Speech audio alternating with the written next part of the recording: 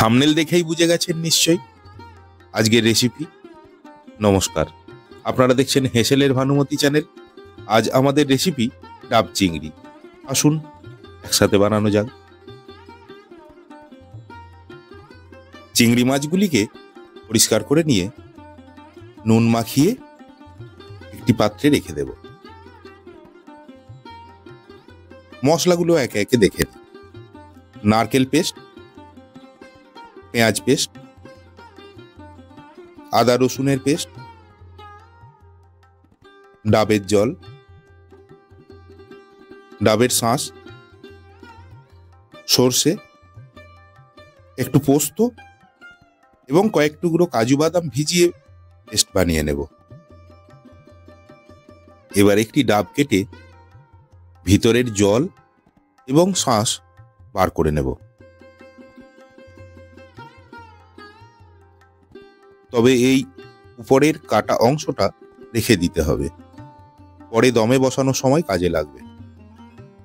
এই রকম ডাবের মুখটা ছুরি দিয়ে কেটে একটু বড় করে নেবেন। এবার একটি প্যানে সরষের তেল নিয়ে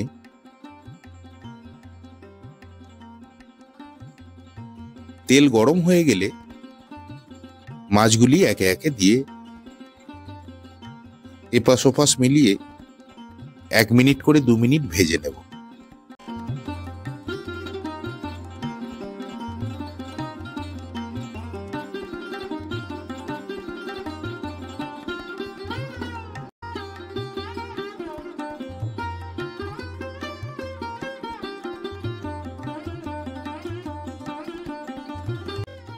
একটু কালার পরিবর্তন হলেই হবে, বেশি ভাজার কোনো প্রয়োজন নেই।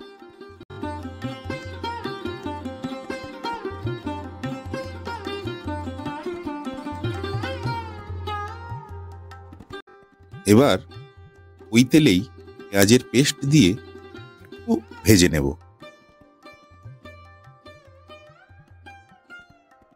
একটু কালার পরিবর্তন হয়ে এলে নারকেলের পেস্ট দিয়ে নাড়াচাড়া করে নিয়ে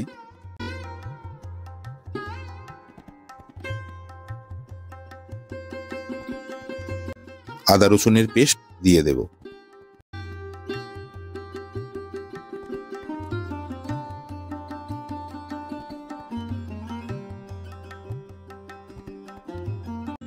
এবার কাজু, পোস্ত, সর্ষের বানিয়ে রাখা পেস্টটা দিয়ে দেব।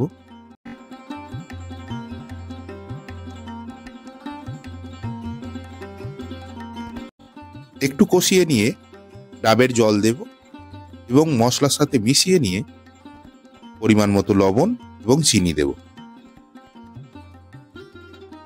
যদি মনে হয় মশলা অতিরিক্ত ড্রাই হয়ে গেছে, তাহলে একটু ডাবের জল বা দুধ ব্যবহার করবেন এবং কষতে থাকবেন। দেখবেন কিছু সময়ের মধ্যেই এরকম তেল ছেড়ে দেবে।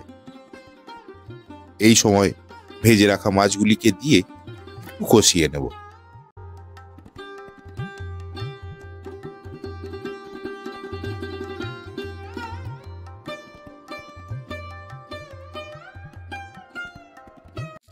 এইবার মশলা সহ মাছগুলিকে ডাবের ভিতরে দিয়ে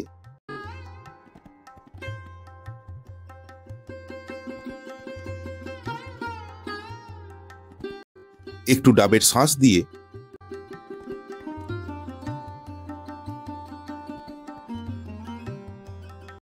ডাবের মুখটা এইরকম সিল করে দেব।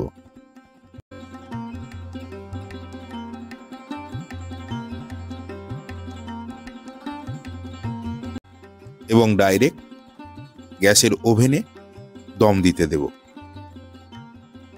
দেখবেন ডাবের কালার পরিবর্তন হয়ে যাচ্ছে।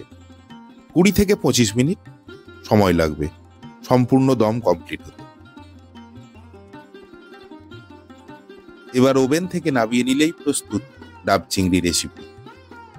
ভালো লাগলে লাইক, কোনো প্রশ্ন বা মতামত থাকলে কমেন্ট বক্সে জানাবেন। সাবস্ক্রাইব করতে ভুলবেন না। কথা হচ্ছে পরের কোনো রেসিপিতে। ভালো থাকবেন, ভালো রাখবেন। অনেক অনেক ধন্যবাদ।